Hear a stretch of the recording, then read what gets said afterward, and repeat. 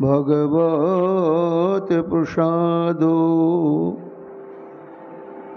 यस्या प्रसादान्न गति कुतयपि ध्ययोस्तुवंस्तस्य यशस्त्रीछन्दं वन्दे गुरो श्रीचरणारविन्दम् गौरकृपा घनीभूतं प्रभुं श्रीहरिनन्दनं मम जीवन सर्वस्वं भक्त्या नौमि पुनः पुनः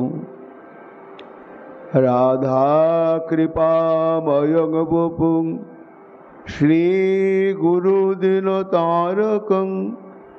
प्रभुं श्री गौरगोपालं भक्त्या नौमि पुनः पुनः अजानुलम्बितभुजो कनकावदातो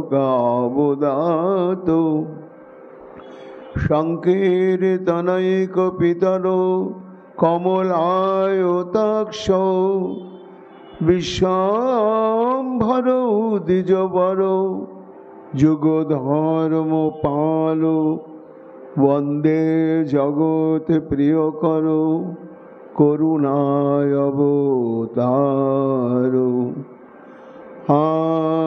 आनन्दलीलामय विग्रहाय हिमाभदिव्यच्छविसुन्दराय तस्मै महाप्रेमरसप्रदाय चैतन्यचन्द्राय नमो नमस्ते निरानन्दमिदं सर्वं प्रेमानन्दस्पदीकृतं येन तं सततं वन्दे नित्यानन्दं जगद्गुरुं श्रीअद्वैतनमस्तुभ्यं कलिजनकृपानिधे गौरी प्रेमप्रदानाय श्रीसीतापतये नमो लादिनी स्वरूपाय गौरांगसुहृदाय च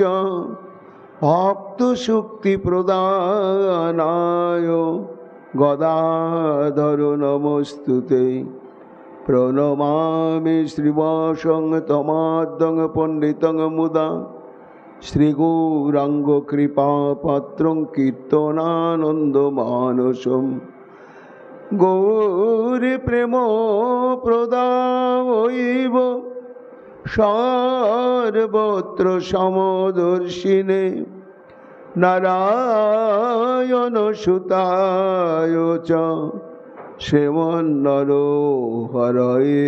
नमो वराहपीडो विरामं मृगमदतिलकं कुण्डलाक्रान्तगण्डं कन्याक्षं कुम्भकण्ठं स्मेतसुभगमुखं सादरनस्तवेनुं शैवं शन्तं त्रिभङ्गं रविकरो वसनभूषितं वैजयन्त्या वन्दे वृन्दावनस्थयुवतिशतवृतं ब्रह्मगोपालवेशम् नमो नलिननेत्राय वेणुवाद्यविनोदिने राधाधर सुधापानं शालिने वनमालिने हे कृष्ण करुणा सिंधु दीनबन्धु जगत्पते गोपेश गोपिका कांत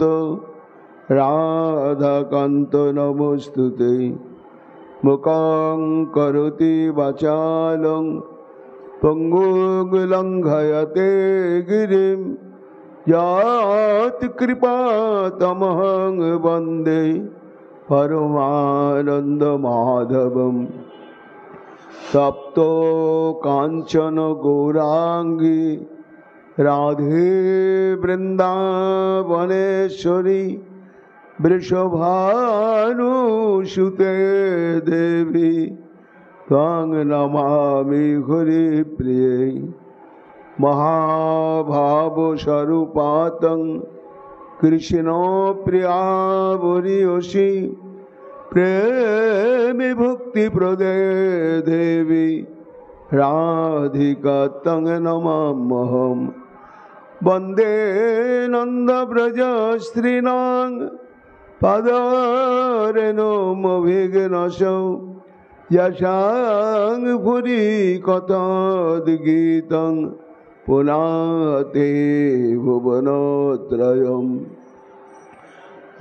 আচতুর্বদন ব্রহ্মা দিবাহুর পরহুরি অভালোলোচন শম্ভুর ভগবান বদরায়ণী জং প্রভজন্তমনুপেতমপেত কৃত্যং দৈপায়ন বিরহ কাতর আজুহাব পুত্রিতি তন্ময়াতয়তর বয়োভিনেদুস্তং সর্বভূত হৃদয় মুনিমানতোস্মি তমাদিদেবম করুণানিধানম তমালবর্ণম সুহিতবতারম অপার সংসার সমুদ্র সেতুম ভজামহে শ্রীভাগবত স্বরূপম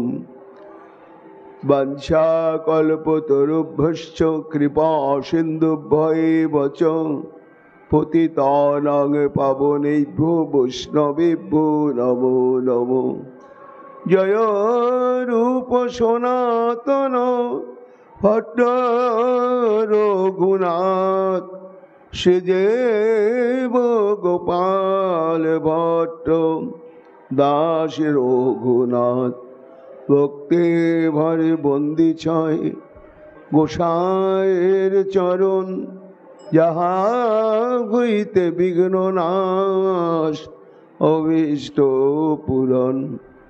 জয় গৌর ভক্তবৃন্দ গৌর যাদের প্রাণ সবে মিলে দেহ মোরে নিতাই গৌর ভক্তি দান নিতাই গৌর হরি বল নিতাই গৌর হরি বল নিতাই গৌর হরি বল জয় জয় নিতাই গৌর হরি হরি বল।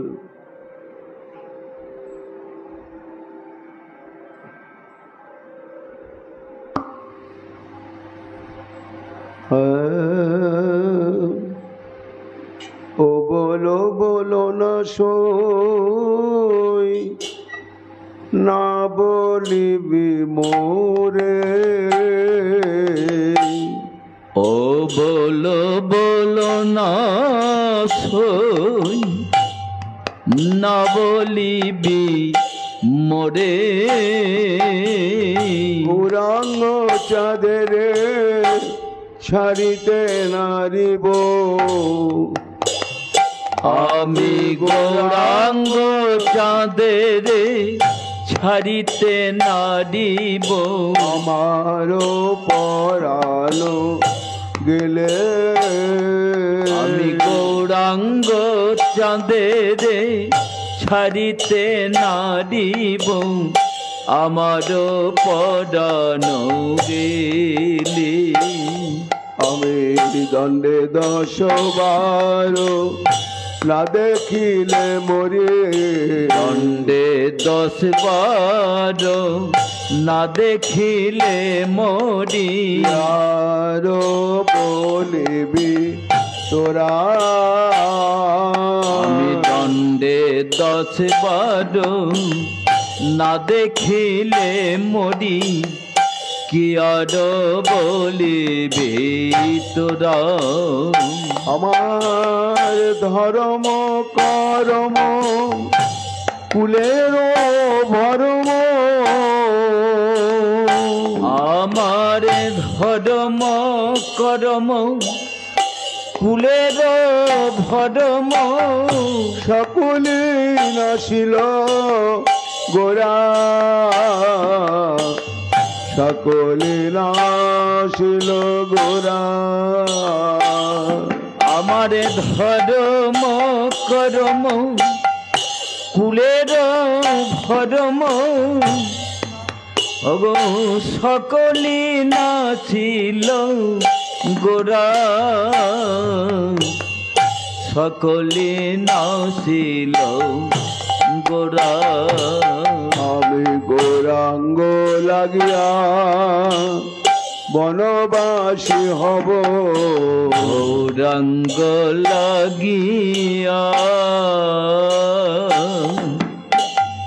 বনবাসী হব কুলে তিলাঞ্জলি দেব আমি গৌরাঙ্গ লাগিয়া বনবাসী হব কুলে তেলাঞ্জলি দেব আবার রাগ সুতা দিয়া চরণ দোকানে রাগ সুতা দিয়া চরণ দুখানি হৃদয়ে গাথিয়া থব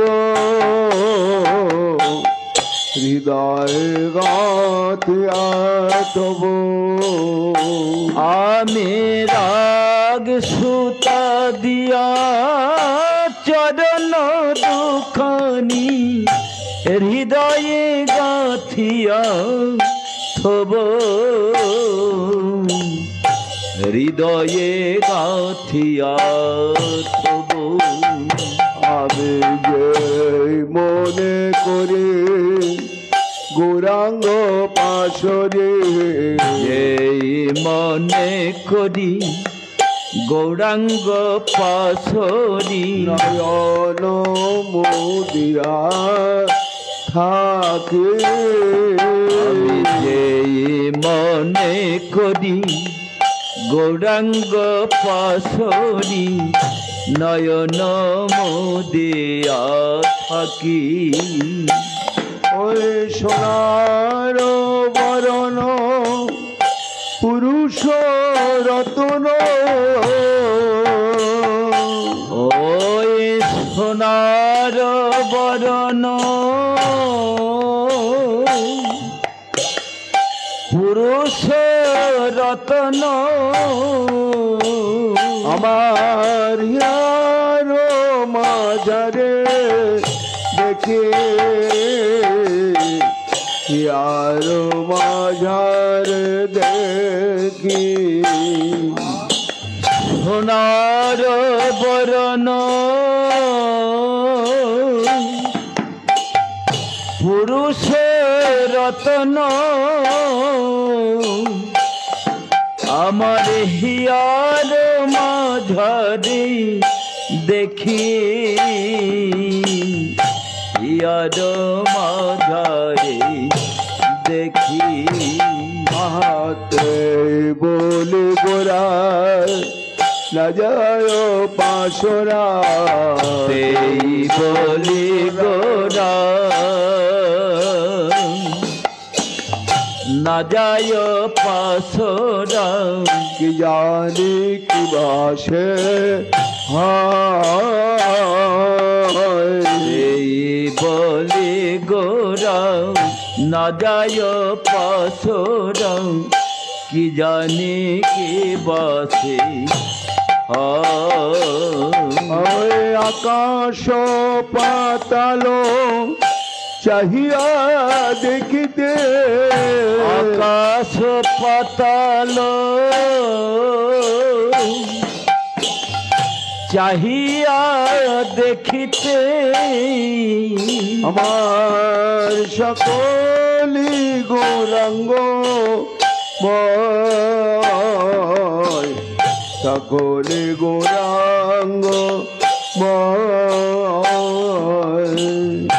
আকাশ পাতাল চাহিয়া দেখিতে সকলি গৌরাঙ্গ সকলি গৌরাঙ্গ আবার বামেতে দক্ষিণে সম্মুখে পশ্চিমে বামেতে দক্ষিণে সম্মুখে পশ্চিমে জলের ভিতরে গোরা বামেতে দক্ষিণে সম্মুখে পশ্চিমে জলের ভিতর গোড়া আমার জনমের মতো অঞ্জন হইয়া আমার জনমের মতো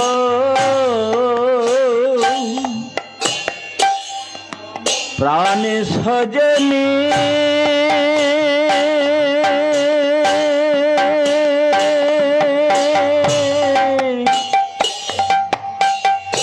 হে প্রাণ সজনী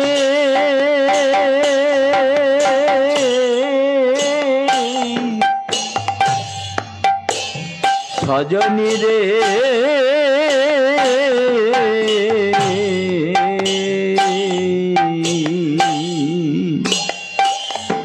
আমার জনমের মতো অঞ্জন হইয়া লাগিয়া রহল পারা লাগিয়া রহল পারা জনমের মতো অঞ্জন হইয়া লাগিয়া রহল পারা লাগিয়া রহল পারা আর যখন দেখিবি তোরাও ভুলিবি আহা যখন দেখিবি তোরাও ভুলিবি আমার মতন হবি যখনই দেখিবি তখনই ভুলিবি আমার মতন হবি ওই কাঁদিয়া কাঁদিয়া বাউলিনী হইয়া তোরা কাঁদিয়া কাঁদিয়া বাউলিনী হইয়া তখন যাচিয়া যৌবন দিবে যাচিয়া যৌবন দিবে বাউলিনী হইয়া যাচিয়া যাচিয়া বাউলিনী হইয়া কাঁদিয়া কাঁদিয়া যাচিয়া যৌবন দিবে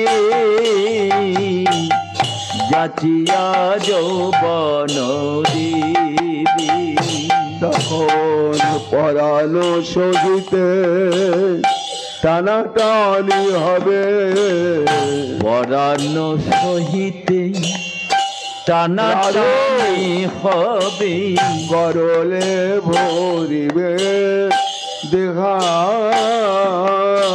পরাণ সহিতে টানাটানি হবে গডলে ভরিবে দেহা কহে নর হরে তখন জানিবি কহে নর হরে তখনই জানিবি আমার নবীন গৌরাঙ্গ লেহা গোবিন্দ রাঙ্গ লেহা তখনই জানি ভৌনা আমার হরি তখন গানে জানিবি ওই নবীন গৌরাঙ্গ লেখা নবীন গৌরাঙ্গ লেখা নবীন গৌরাঙ্গ লেহা নবীন গৌরাঙ্গ লেহা।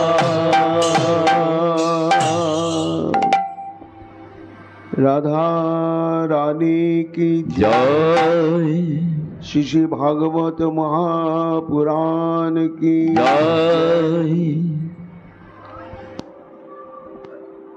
ইয়াত পত্য সুহৃদম মনুবৃত্তিরঙ্গ স্ত্রীণাং সধর্ম ইতি ধর্মবিদ্যাতয়োক্তম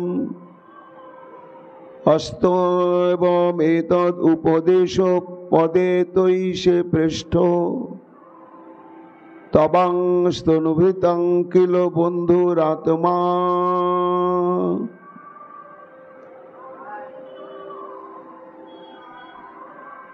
সর্ববেদান্ত সার সর্বপুরাণ চক্রবর্তী এবং লীলা পুরুষোত্তম ভগবান শ্রীকৃষ্ণের বাংময় বিগ্রহ এই শ্রী শ্রীমদ্ ভাগবত মহাপুরাণের দশম স্কন্ধে 29তম অধ্যায় 32 সংখ্যক শ্লোক মন্ত্রে শুকমুনি গঙ্গা তটে তার সম্মুখে উপবিষ্ট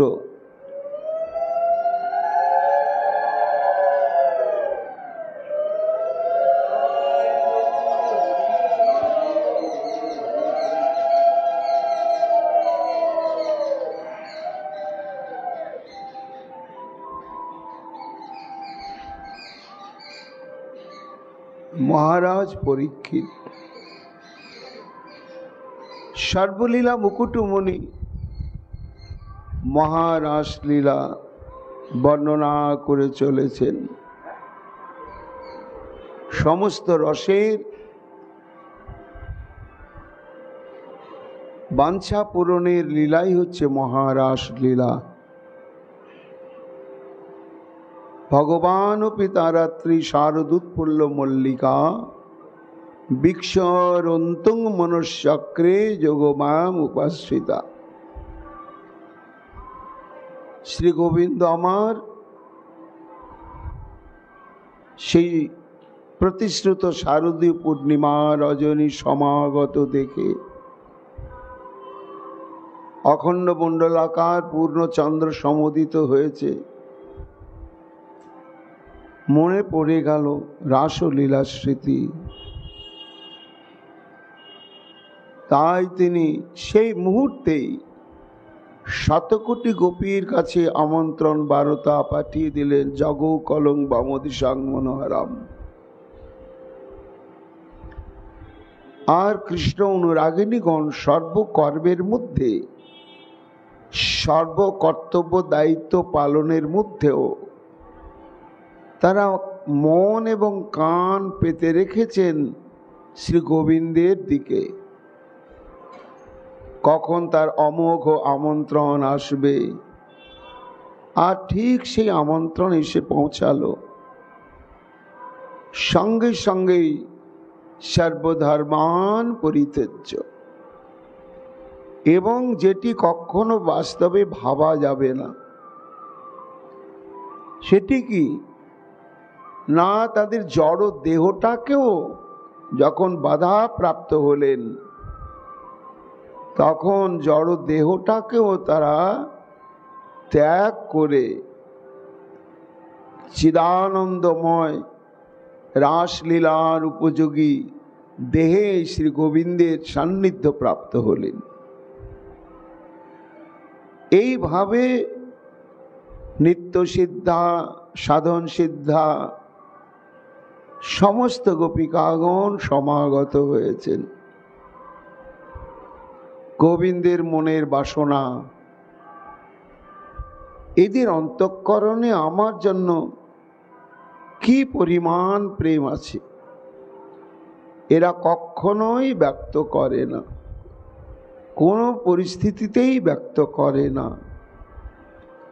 তাই আজকে এই মহা রাসলীলার প্রারম্ভে এদেরকে নিয়ে যে আমি অবাধে রাসলীলা সুসম্পন্ন করব, তার আগে এদের অন্তঃকরণের সংবাদটি আমাকে জানতেই হবে। তাই একের পর এক 10টি শ্লোক বললেন শ্রী গোবিন্দ আমার, উপেক্ষা ভঙ্গিময়। যে সমস্ত উক্তির শেষ একটাই সার কথা, তোমাদের এইভাবে স্বধর্ম পরিত্যাগ করে আসা উচিত হয়নি, তোমরা ফিরে যাও, ফিরে যাও, ফিরে যাও। এই 10টি শ্লোক যেন 10টি অগ্নি শলাকা,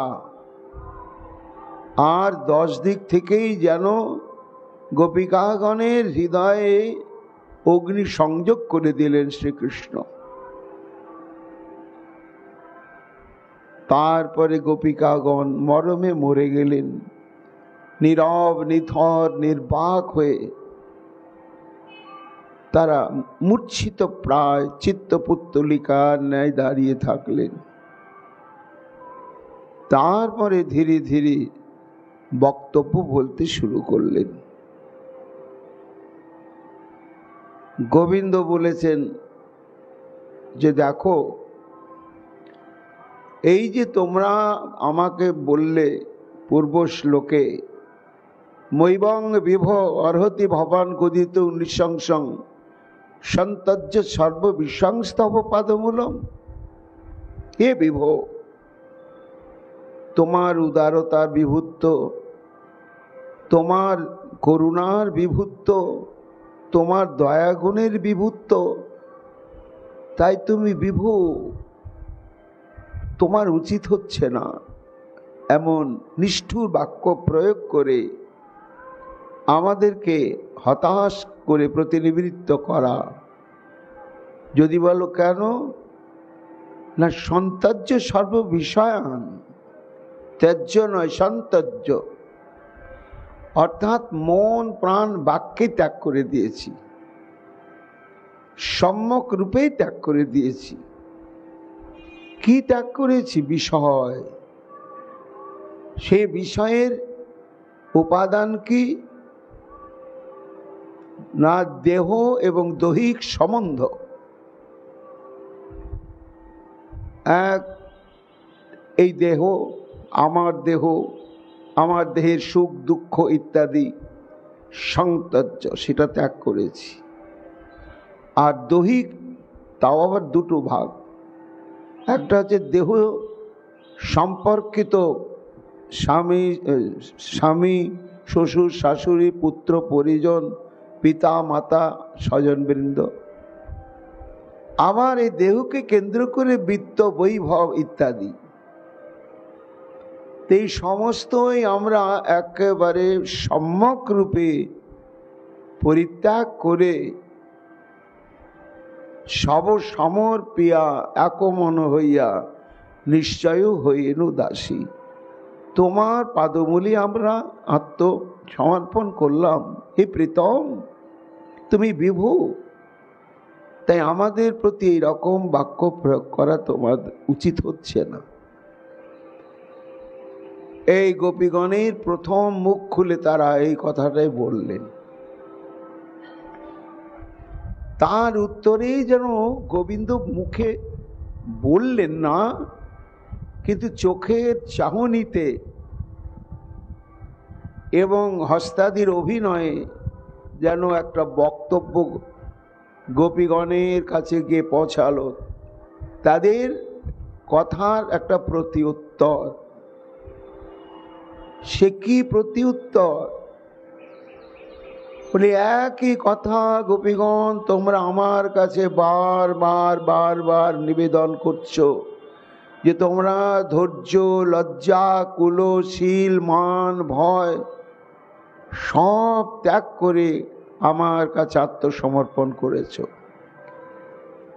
এটা তোমরা করেছো, আমি অস্বীকার করছি না, কিন্তু তোমাদের এই ত্যাগ আমার কাছে কিন্তু অভিপ্রেত নয়। কেন জানো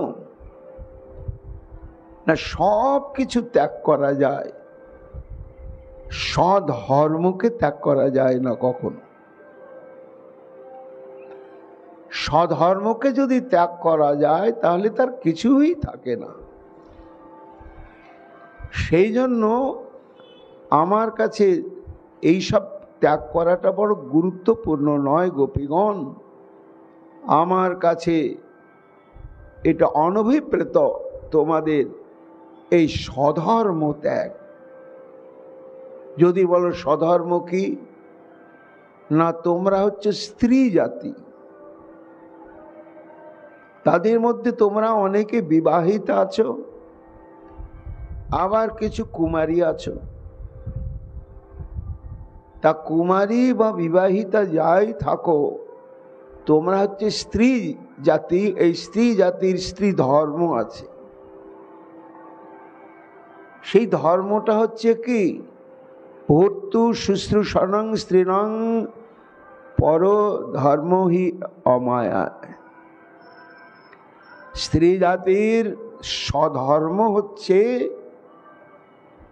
অকপটে প্রাণ খুলে প্রথম পতি সেবা, তারপরে পতির সঙ্গে সম্বন্ধযুক্ত যারা রয়েছেন তাদের সেবা। গোপীগণ, এই কথাটা আমার বক্তব্যের মধ্য দিয়ে আমি তোমাদের কাছে বারবার বোঝানোর চেষ্টা করেছি, আর তোমরাও শুনেছ। কিন্তু শোনার পরেও একই গান গেয়ে চলেছ, সর্বস্ব ত্যাগ করে তোমার কাছে এসেছি তোমার সঙ্গ পাবার জন্য, তোমার সঙ্গ পাবার জন্য। তাই এটা তো আমার কাছে সুখময় বলে মনে হচ্ছে না। সেই জন্য আমার সুখ হবে স্বধর্ম পালনের দ্বারা। এই যেন কৃষ্ণ মুখে বললেন না, কিন্তু টেরা টেরা নয়ন দিয়ে গোপীগণের দিকে চোখ ঠেরে ঠেরে এমন ভাবভঙ্গি প্রকাশ করলেন, তার মধ্যে এই বক্তব্যটাই প্রকাশ পেল। তখন গোপিকাগণ এই শ্লোকে বলছেন, ও তুমি স্ত্রী ধর্মের মুখ্য কর্তব্যটাই আমাদেরকে সাধন করতে বলেছ। কি সাধন করতে বলেছ? যত প্রত্যাপত্য সুরিধাম অনুবৃত্তি।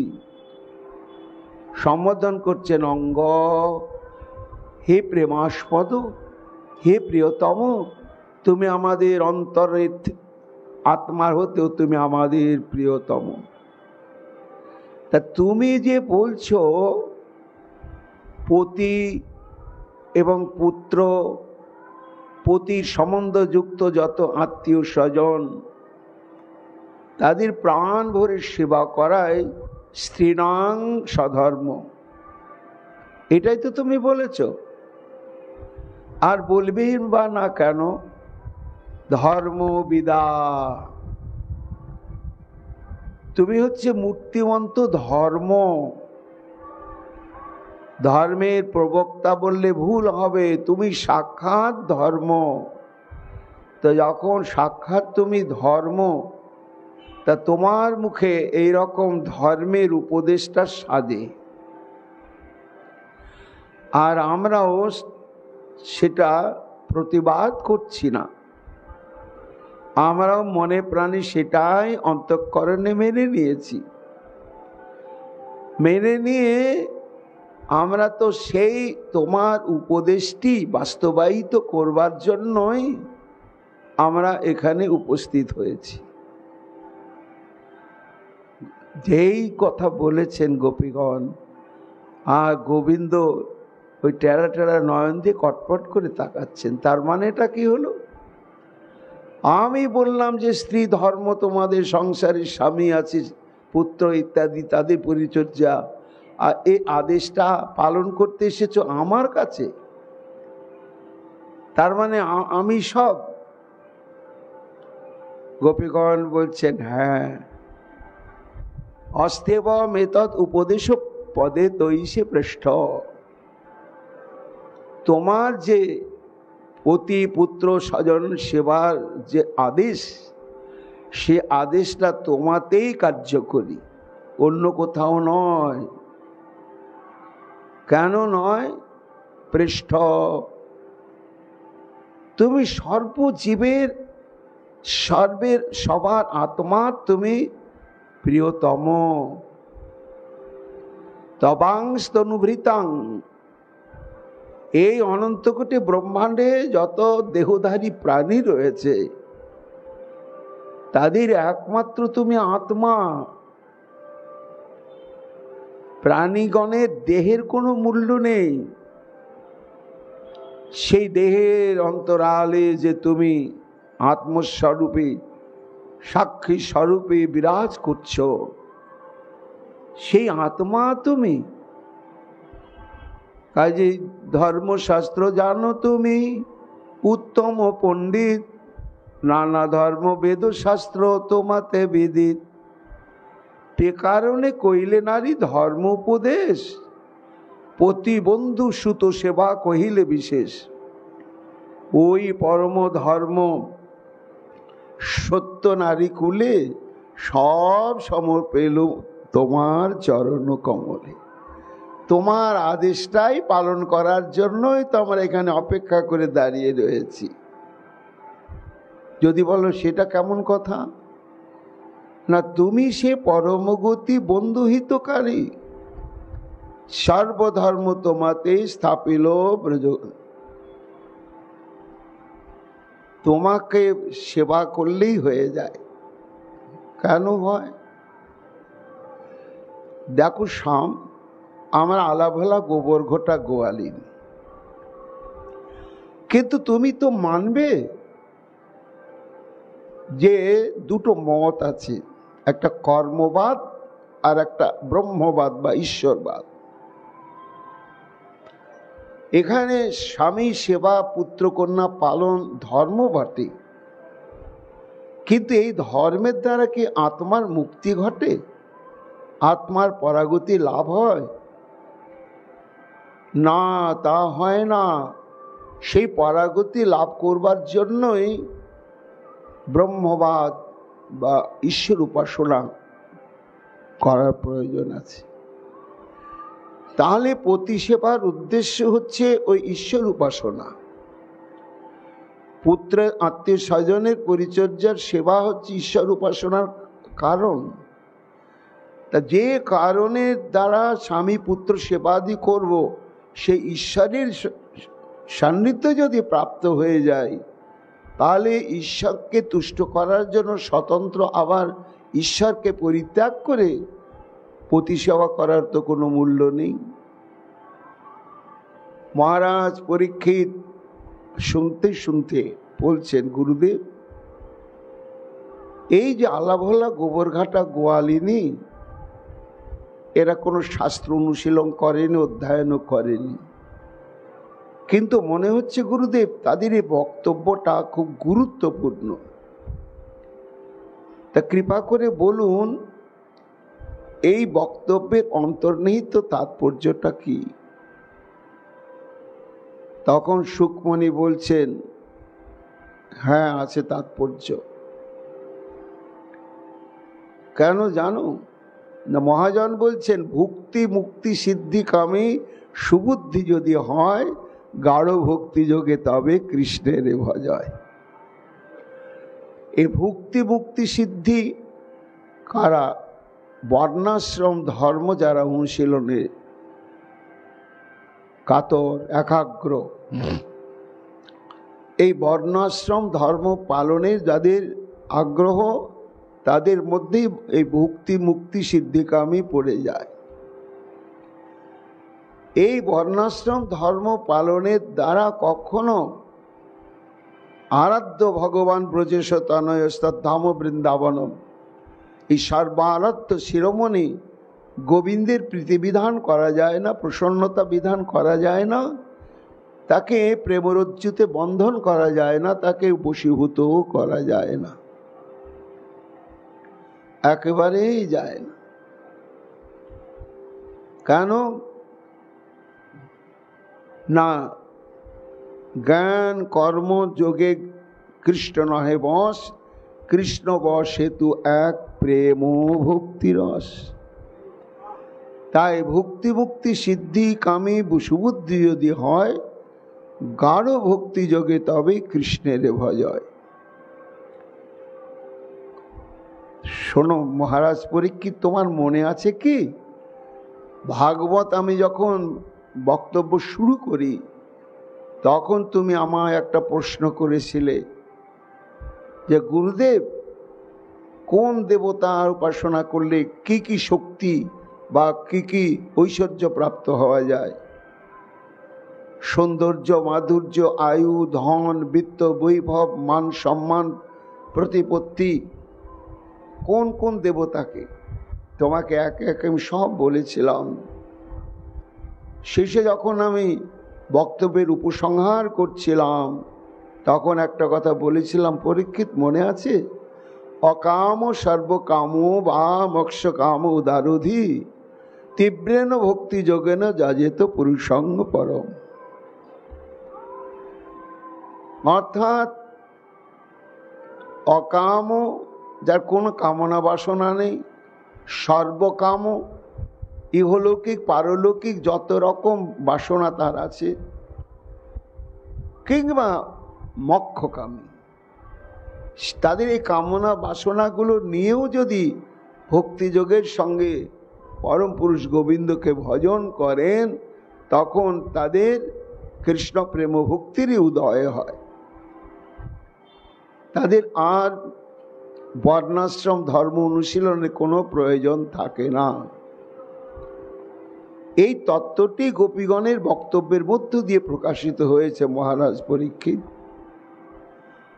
ওই দেখো মহাজন আরো বলছেন, কাম ত্যাগী কৃষ্ণ ভজে শাস্ত্রজ্ঞামানি দেব ঋষি পিত্রাদিক কভু নহে দেনি। এগুলো বর্ণাশ্রমের মধ্যে যায়, পরিবার পরিতোষণ ইত্যাদি ইত্যাদি ইত্যাদি। তা আমাদের পঞ্চ ঋণ আছে, এটা জন্মসূত্রে আমাদের সনাতন ধর্মে ঘোষণা করা হয়েছে যে মানব দেহধারী ব্যক্তি মাত্রে আমাদের পঞ্চঋণ আছে, আর এই পঞ্চঋণ শোধ করা প্রত্যেকটি মানুষের কর্তব্য। সেই পাঁচটা ঋণ কি? দেবান ঋষীন রে ভূতানি পিতৃ আত্মনাম অন্নহম সবৃত্তাগত যজেত পুরুষং পৃথক। অর্থাৎ দেবর্ষি নারদ যখন মহারাজ যুধিষ্ঠিরকে সপ্তম স্কন্ধে গারস্থ ধর্ম সম্বন্ধে বলছেন, গৃহস্থের কি কি কর্তব্য, তার মধ্যে একটি কর্তব্য হচ্ছে পঞ্চঋণ শোধ করবার চেষ্টা। তখন যুধিষ্ঠির জিজ্ঞাসা করেছিলেন, দেবশ্রীপাদ, এই পঞ্চ ঋণই বা কেন? আমাদের পাঁচটা ঋণই কেন? কারোর কাছে ধার করলাম না অথচ ঋণ। আর এই ঋণ শোধই হয় কিসের দ্বারা? তখন তার উত্তরে বলেছিলেন, হে মহারাজ, দেবান ঋষীন নে ভূতানি পিতৃনাম আত্মন্নহম। আমাদের দেবঋণ আছে, ঋষি ঋণ আছে, নৃঋণ আছে, আর ভূত ঋণ আছে। এই পাঁচটা ঋণ,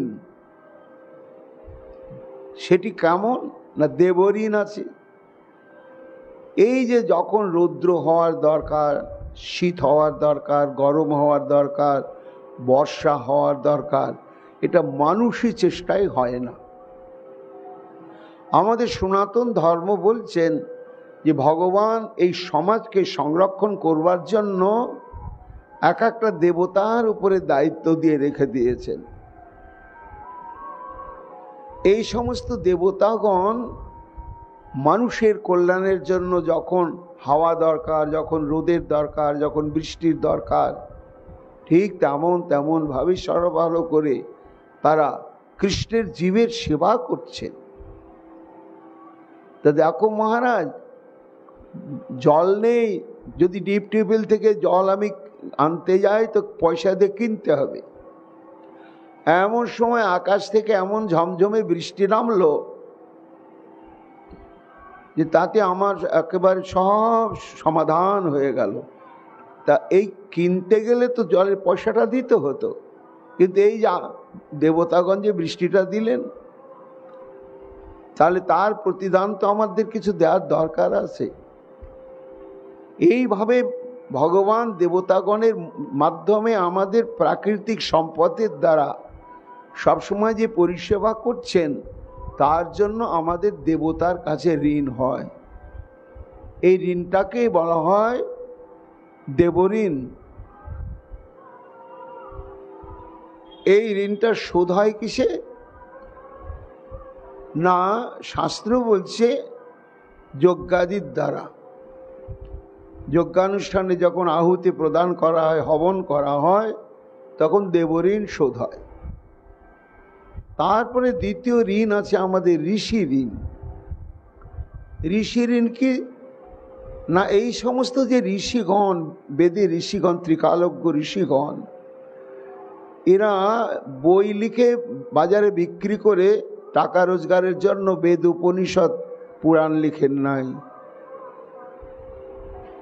কোনো এই ধরনের তাদের কোনো প্রত্যাশা নাই। তবে লিখেছেন কেন? কল্যাণের জন্য, মানব সমাজের কল্যাণের জন্য।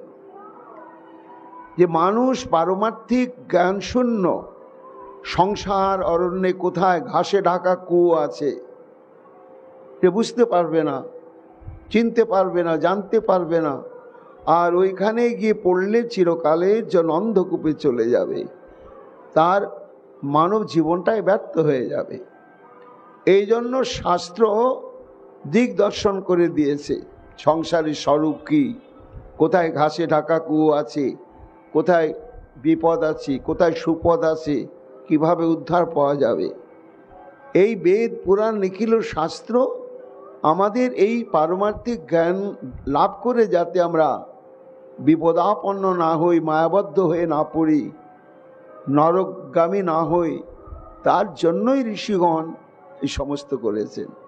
ব্যাসমুনি মহাভারত লিখলেন, আর মহাভারত থেকে পেলাম আমরা শ্রীমদ্ ভাগবত গীতা। এখন যদি গীতা না পড়ি, গীতার জ্ঞানটা যদি আমি অন্তঃকরণে না গ্রহণ করি, গীতার মধ্যে দেহতত্ত্ব, পরতত্ত্ব, সংসার তত্ত্ব, সব তত্ত্বই বলা আছে। তা বিস্তারিতভাবে যদি আমরা না জানি, তাহলে সংসার করতে গিয়ে বারবার তো হোঁচটি খাবো, মানব জীবনের উদ্দেশ্য সম্পর্কে সচেতন হব না। এই যে গীতা লিখলেন ব্যাসমুনি, আমি এর দাম কি না প্রত্যেকদিন গীতা অধ্যয়ন করা। তা আমি যদি গীতা অধ্যয়ন না করি, তাহলে ব্যাসমুনির কাছে ঋণ থেকে গেল। এটাকে বলা হয় ঋষি ঋণ। এই যে আমরা ভাগবত, চৈতন্য চরিতামৃত পড়ি না, পড়ার প্রয়োজন মনে করি না, ভজনটা অত সহজ হচ্ছে না, এগুলো সরগোস্বামীর কাছে আমাদের ঋণ থেকে যাচ্ছে। আর এই ঋণের বোঝা নিয়ে যতই 3 লক্ষ 4 লক্ষ হরিনাম করি, হবে না। তাহলে কেন করলেন এই সমস্ত জিনিস? এগুলোকে বলা হচ্ছে ঋষি ঋণ। এইবার তৃতীয় ঋণ হচ্ছে পিতৃ ঋণ। কেন এই যে মানব দেহ আমরা প্রাপ্ত হলাম মা এবং বাবার কৃপাতেই তো। পিতা মাতা যদি আমাকে জন্ম না দিতেন, পালন না করতেন, আজকে আমি গোবিন্দ ভজন করবার সুযোগ পেতাম না। এই জন্য পিতা মাতার কাছে ঋণ আছে। সেই ঋণ যদি আমি শোধ করবার চেষ্টা না করি, তাহলে আমাকে পাপ প্রত্যাবায় ভাগী হতে হবে। তা এই দেবঋণ শোধ হয়, ঋষি ঋণ শোধ হয় এই ভাগবত ইত্যাদি গ্রন্থ অনুশীলনের দ্বারা এবং শ্রদ্ধা সহকারে সেগুলো আস্বাদন করাতে। পিতৃঋণ শোধ হয় পিতা মাতার সেবা পরিচর্যার দ্বারা। এবার 4 নম্বর একটা ঋণ হচ্ছে নিঋণ, মানুষের কাছে ঋণ। যদি আমি বলি যে না, আমি তো কারোর কাছে একটা টাকাও ধার নিইনি, তা কেন আমি মানুষের কাছে ঋণ? টাকা ধার না নিলেও ঋণ কেমন করে? না, লক্ষ কত কোটি কোটি মানুষের কাছে যে আমরা ঋণী, এ এক মুখে বলে শেষ করা যাবে না। ধরুন 1 মুঠো চাল আমি বাজার থেকে টাকা দিয়ে চাল কিনে নিয়ে এসে রান্না করে খাচ্ছি, আমার ঋণ কোথায়? কিন্তু ওই চালটা তো আকাশ থেকে পড়েনি, চাষ করেছে একজন চাষি। তো সে যদি চাষ না করত, তা আমি কোটি কোটি টাকা দিলে তো চাল পেতাম না, আর চাল না পেলে আমার দেহযাত্রা নির্বাহ হতো না। তাহলে আমার ঋণটা গেল চাষির কাছে। বলে শুধু চাষির কাছে হলো না, ওই চাষ করতে গিয়ে চাষিরা সংক্রান্ত লাঙ্গলটা মিস্ত্রি তৈরি করেছে, লাঙ্গলের ফলাটা কোনো কর্মকার প্রস্তুত করেছে। এমনি করে দেখা যায় যে একটা কাপড়ের পেছনে কি 1 মুঠো চালের পেছনে কোটি কোটি মানুষের ঘাম ঝরা পরিশ্রম মিশে আছে। তবে আমি ওগুলো পাচ্ছি, বিনে পয়সায় না পাই, টাকা দিয়েই কিনছি। কিন্তু যদি তৈরি না হতো তা পেতাম কোথায়? এই জন্য লাখো লাখো মানুষের পরিশ্রমের দ্বারা আমার ব্যবহারী উপযোগী যে দ্রব্যাদি আমরা পাই, এর জন্য মানুষের কাছে ঋণ, এটাকে বলা হয় নিঋণ। আর 5ম ঋণ হচ্ছে গিয়ে ভূত ঋণ। ভূত শব্দ হচ্ছে প্রাণী, মানুষ ছাড়া পোকা মাকড় পাখি কুকুর বেড়াল, এগুলোকে বলা হয় ভূত। তা এদের কাছে আমাদের ঋণ আছে। কেন ঋণ আছে? না, পরোক্ষে বা প্রত্যক্ষে মানুষের কোনো উপকারে লাগবে না এরকম কোনো প্রাণী কীট পতঙ্গ ভগবান সৃষ্টি করেনি। আমরা বুঝি বা না বুঝি, জানি বা না জানি, প্রত্যেকটি জীবের পরোক্ষভাবেই দেখা গেছে যে মানুষের কল্যাণের জন্যই। এখন তো অত্যাধুনিক যুগ, আমরা মল শোধন করছি, কিন্তু শৃগাল কুকুর আমি মল ত্যাগ করে লেখে সেই জায়গাটা পরিষ্কার করে দিত। যত নোংরা জিনিস কাক শকুনে নিয়ে চলে যাচ্ছে। এইভাবে দেখা যাবে যে আমরা বহু জীবের কাছে ঋণ রয়েছে, এটাকে বলা হয় ভূত ঋণ। এই ভূত ঋণটা শোধ হয় কিসের দ্বারা? না, প্রাণীগণকে ভোজন করালে। তা এই হচ্ছে 5 ঋণ। এইবার শাস্ত্র কি বলছেন? শোকমণি বলছেন যে মহারাজ, এই ঋণটা তাদের কাছে থাকবে যারা কৃষ্ণ ভজন করবে না। তারা যদি আলাদাভাবে এই ঋণকে শোধ করবার চেষ্টা না করে, তাহলে কিন্তু মৃত্যুর পরে তাদের কর্মফল ভোগ করতে হবে। কিন্তু যিনি কৃষ্ণ ভজন করছেন, তখন তাকে তো ওই 5টা ঋণ শোধ করতেই হবে না, বরং সে কোনোদিন ঋণী হবে না, একেবারেই হবে না। কেন না, তখন তার আর দেবঋষি ঋণটা থাকে না। এই জন্যই শাস্ত্র বলছেন দেবর্ষি ভূতানাম আপ্ত নিরাং পিতৃণাং ন কিঙ্কর নায়মৃণী চ রাজন সর্বাত্মনা য শরণং শরণ্যং গত মুকুন্দং পরিহৃত কর্তম। করভাজন ঋষিকে শ্রী বিষ্ণু নিমি মহারাজকে করভাজন ঋষি বলছেন যে হে মহারাজ নিমি, যারা সর্বাত্মা অখিল ব্রহ্মাণ্ডপতি সর্বকারণের কারণ মুকুন্দ শ্রী গোবিন্দের ভজনা করেন,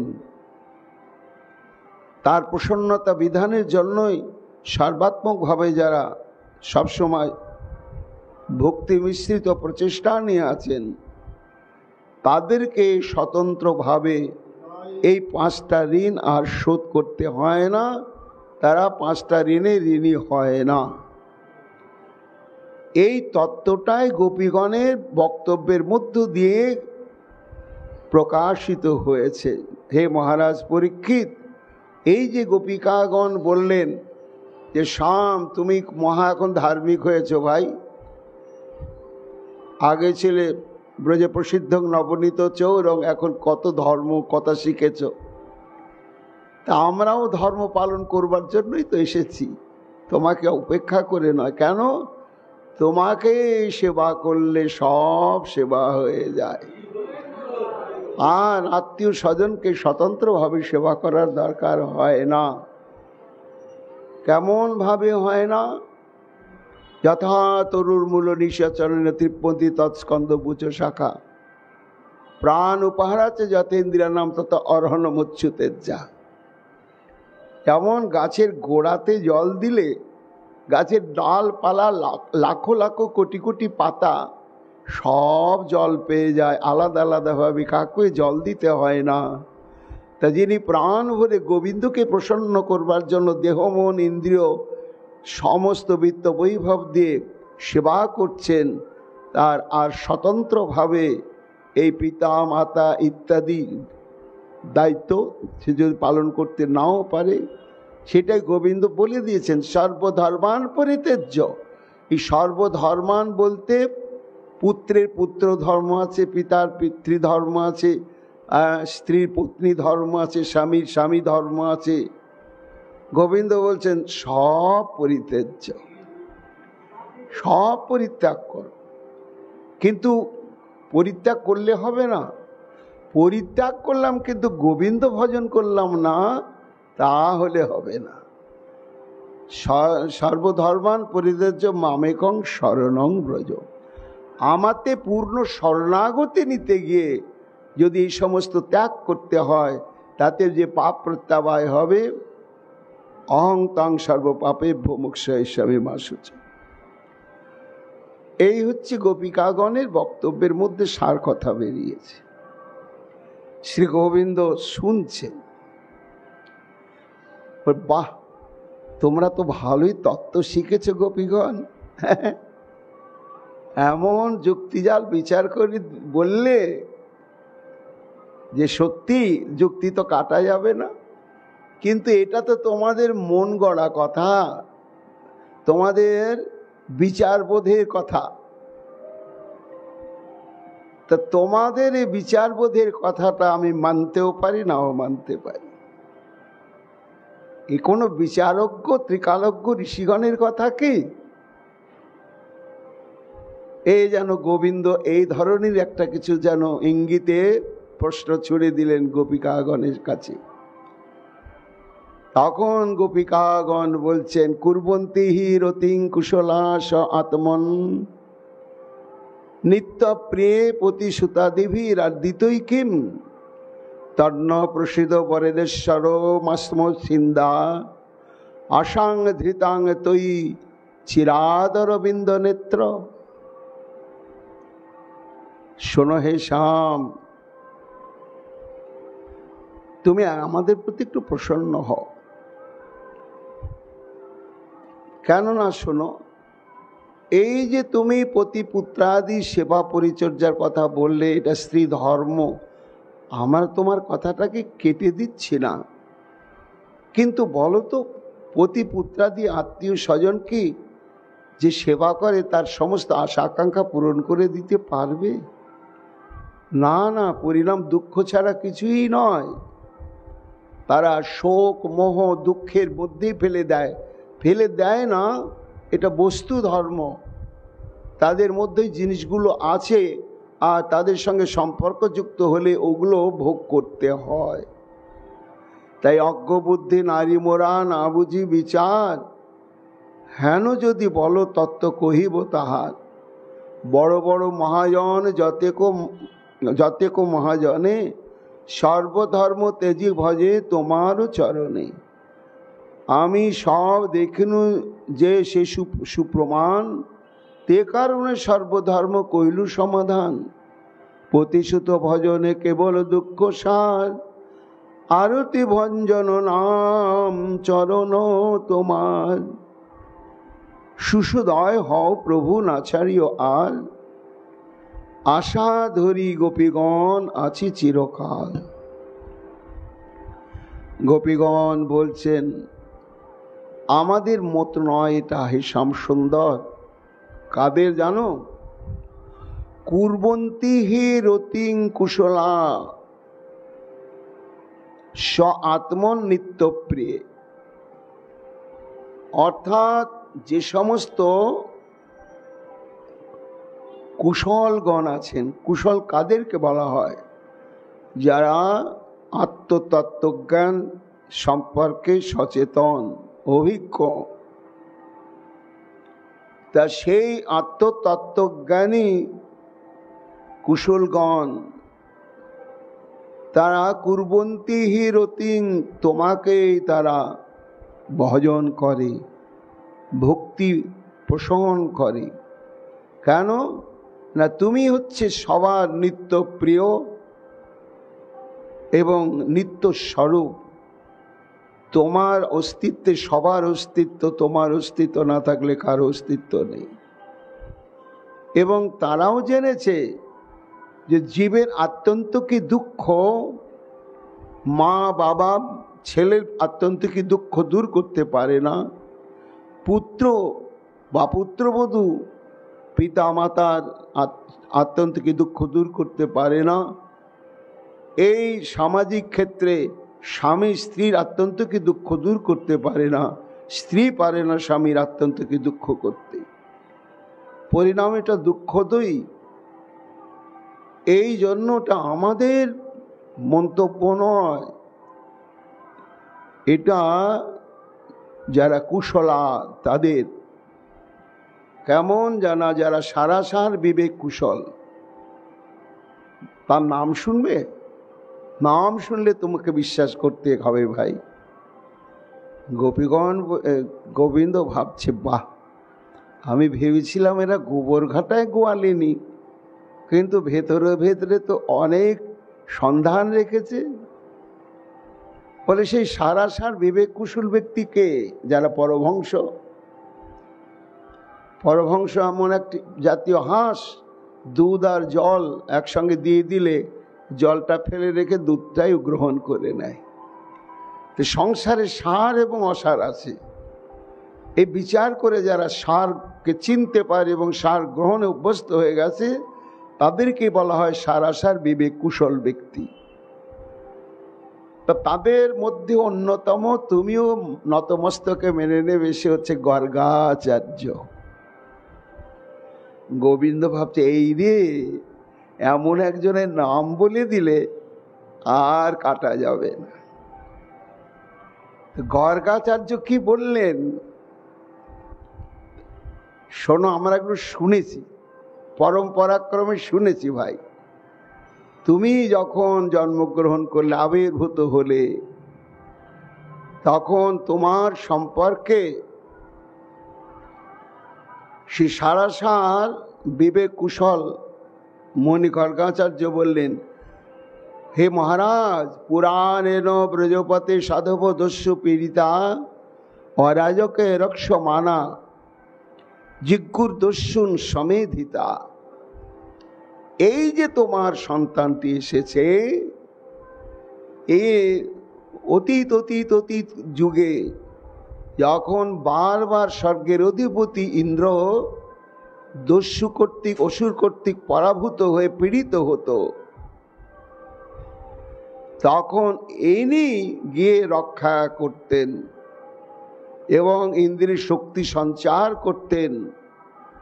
এর কৃপা শক্তিতে, কৃপা দৃষ্টিতে ইন্দ্র আবার বলবান হয়ে তখন সব দস্যুদের পরাভূত করে সৎসন্ধে স্বর্গে বসবাস করতেন। এই সেই তোমার ঘরে পুত্ররূপে জন্মগ্রহণ করেছে। এবং সাবধান, একে কখনো মানুষই বুদ্ধি নেবে না। কেন জানো? য এতস্মিন মহাভাগে প্রীতিং কুর্বতী মানবা। এই তোমার ছেলেটাকে, গর্গাচার্য বলছেন, তোমার এই ছেলেটাকে যারা অপ্রাকৃত মহাশক্তিধর পুরুষ জ্ঞান করে যারা ভালোবাসবে, প্রীতি করবে, স্নেহ করবে, শ্রদ্ধা করবে, সেবা করবে, না না অরয়ভি ভবন্তে তান বিষ্ণু পক্ষা নিবাসুরা।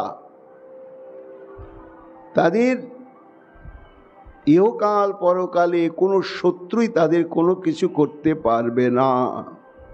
কেমন পারবে না? যেমন সর্বরক্ষাকারী বৈকুণ্ঠনাথের চরণাশ্রিত ভক্তগণ যেমন সংরক্ষিত থাকে আর কখনো বিপদ আসে না, হে মহারাজ নন্দ, তোমার এই শিশুটি সেই। এই জন্য একে ব্রজবাসী সবারই উচিত ভালোবাসা, পুজো করা, আরাধনা করা। তাহলে সর্ববিপদ থেকে সে চিরকাল মুক্তই থাকবে। হে শ্যাম,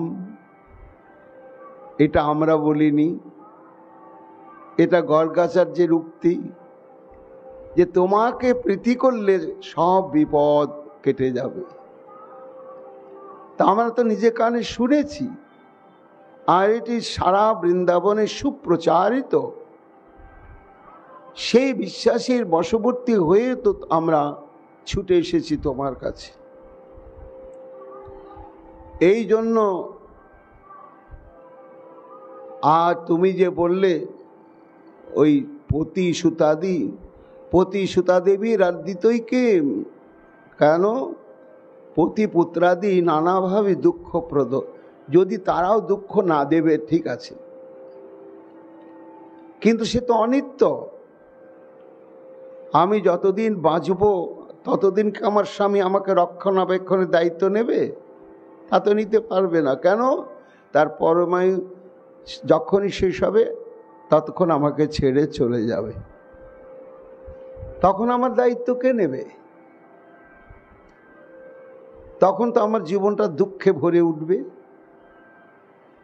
এই জন্য কোনো জীব কোনো মানুষকেই পরিপূর্ণভাবে আত্যন্তকে সুখ কখনো দিতে পারবে না। এই জন্য শাস্ত্র বলে দিয়েছে, তদেব প্রীতয়ে ভূত্বা পুনর্দুঃখায় জায়তে। এটা সংসারের একটা নিয়ম। কোনো ঘটনা, কোনো জায়গা, কোনো বাড়ি, কোনো বিষয়, সম্পত্তি, টাকা পয়সা বা কোনো মানুষ খুব আদরের হয়ে যায়, ভালো লাগে। ও মা, চিরকাল সেটা থাকে না। কেন? সংসার এটা তো পরিবর্তনশীল একটা প্রবাহ। এই ভালো মন্দ, ভালো মন্দ, ভালো মন্দ একটানা ভালোই থাকবে না, একটানা মন্দও থাকবে না।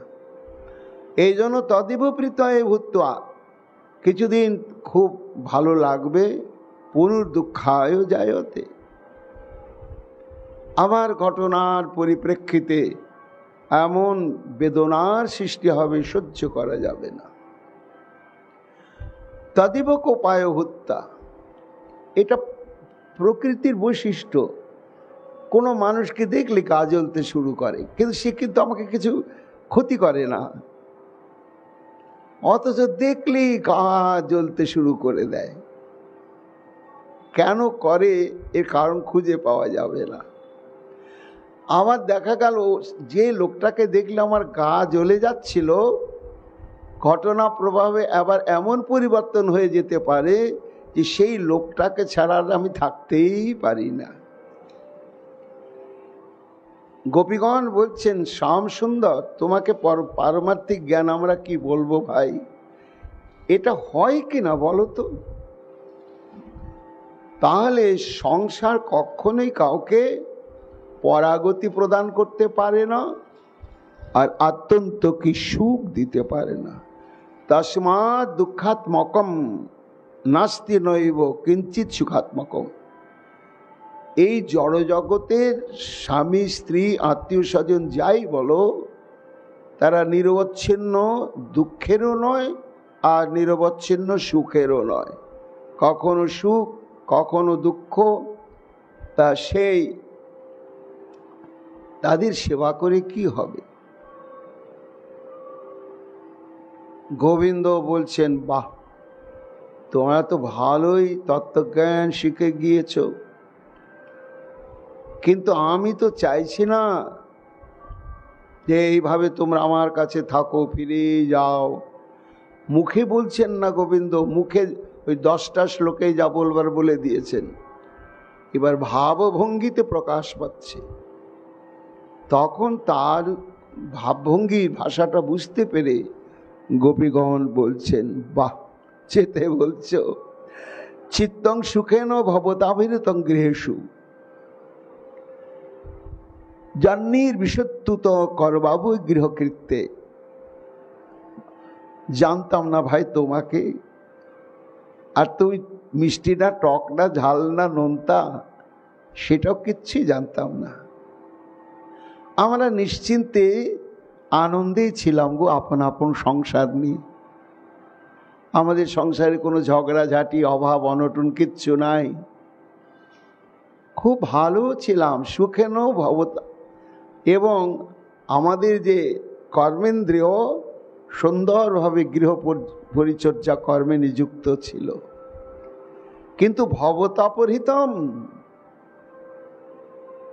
তুমি হঠাৎ অতর্কিত চুরি করে নিলে। কি চুরি করে নিলে? আমাদের চিত্তটাকে, মনটাকে